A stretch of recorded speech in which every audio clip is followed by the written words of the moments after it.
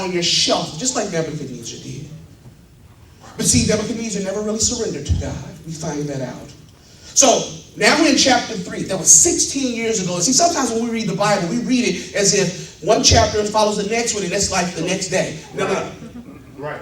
See, when Nebuchadnezzar came in contact with God, and he had this revelation that he was really this great God, 16 years had passed. You can forget a lot in 16 years. Yeah. I mean, if I ask some of you what was the message 3 weeks ago, well, wait just a second, Pastor. Let me, wait.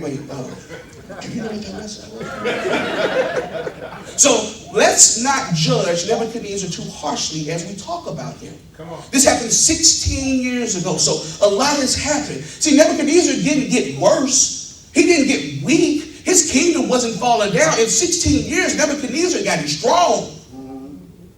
He had gotten these boys the way he thought he wanted them to.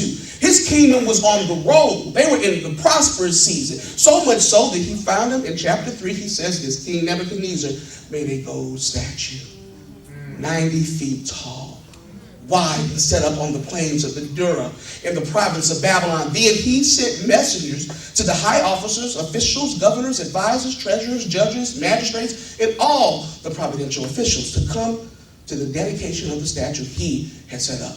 So these officials came and stood before the statue that King Nebuchadnezzar had set up. Then a herald shouted out, "People of all races and nations and languages, listen to the king's command. When you hear the sound of the horn, flute, zither, lyre, harp, pipes, and other instruments, bow down to the ground to worship King Nebuchadnezzar's gold statue. Anyone who refuses to obey will immediately be thrown into a blazing furnace. So at the sound of the musical instruments, all the people, whatever their race, nation, or language, bow to the ground and worship the gold statue that King Nebuchadnezzar had set up." Nebuchadnezzar was really intelligent. Let me explain to you what he did. So imagine if you got people from different nations in a room. It's just a diverse audience. These people believe in this. These people believe in that. We don't know what y'all believe. So what we're going to do, we're going to set up something so all of you will have to worship it. That will galvanize the people. Because if you all have to worship this one thing, that means, at least on appearance-wise, it looks like you all on the same page. Right. And now anybody, if you decide, because you don't know what you believe, you're not going to worship this, I got something for you. Right. And for those of you that know what you believe and feel confident in what you believe, if you still don't worship this, I got something for you as well.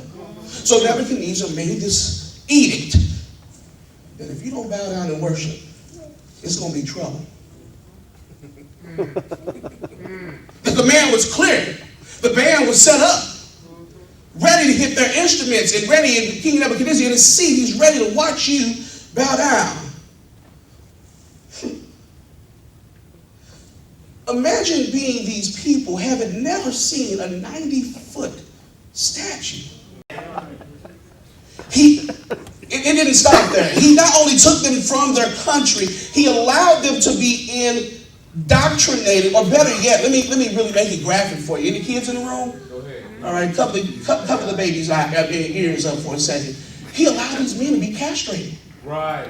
God. They don't know what that means. Jesus. He allowed them to be castrated. So not only were they taken from their families, they are now being indoctrinated and castrated. I think some of you already checked out.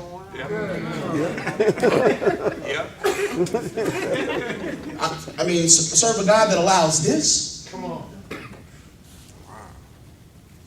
He hadn't protected their family members in their eyes. He allowed this to go on. And yet they take this position. That tells you a lot about the faith and commitment to God that these young men have.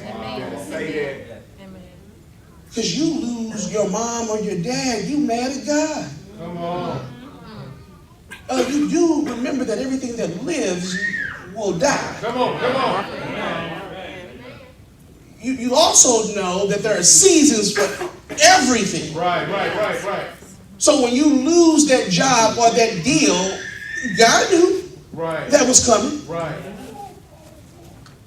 Why is it that we are so quick to give up on God when he takes away something that's actually for our good? Wow. Let me run through a few things that you might have thought of if you were Shadrach, Meshach, and Abednego. So the music plays and everybody else is worshiping and you looking around, you're like, you know what, my shoes are not tied, but I can sure enough fake like it. I can make it look like I was. Come on. Oh, is that a shekel on the ground? Let me get that. You know what? God knows my heart. Come on. Come on. Come on. Y'all said it before. Come on. Because I've said it before. Come on. Come on now. In my ignorant years. Come on. God knows my heart. I'm going to go ahead. He's going to forgive me because he's a forgiving God. All right. Go ahead and bow down. Come on. What is it you bowed down to? Because we've all bowed down to something. As the story continues, we see that it would have been easier for them to compromise. But see, the problem is when we compromise on one thing, it becomes real easy to compromise on another thing and another thing. Before long, we have really made a joke of our faith. How many of you have said, I'm just going to have one drink, just one drink this time, just one. I'm going to hit that one time, just hit it one time.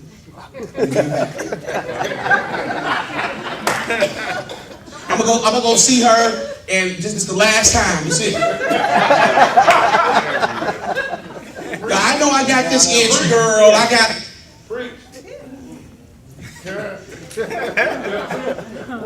Now you're living a life of compromise, and guess what? The people that you are actually planted in the midst of, that you're supposed to be helping find Jesus, you've made them even more lost. Wow. Because of your foolishness. See, this men had a line that they would not cross. Exodus 23 says it like this: you shall have no other gods before me. So before they even went to the gathering, these young men must have had a conversation. You know what he said? He's going to play the music. You know, we did good when they told us we was going to have to eat the barbecue that he was making, and we said, no, we just want vegetables. Right. We listened to Daniel. I don't know why we listened to that dude. That food looked good. But no, we're going to go ahead and just have the vegetables. Thank you very much. we did good on that. We just going to look like we really have food at stake. But we're going to hold this together. We're going to eat these vegetables. So we did good on that. So, but they talking about killing us, man. Can you imagine being one of the friends saying, what you gonna do when they play the music? These men didn't come up with a feeble excuse. They rather held their line and decided not to bow. In Andy Stanley's study, Your Next Move, he says the question we should always ask when having to make a difficult decision is which one gives God the most glory. Amen. Amen. Amen. When faced with a difficult decision, we should ask ourselves this question: which decision gives God the most glory? Amen. Amen. Oh. Imagine if you asked yourself that before you wouldn't have done.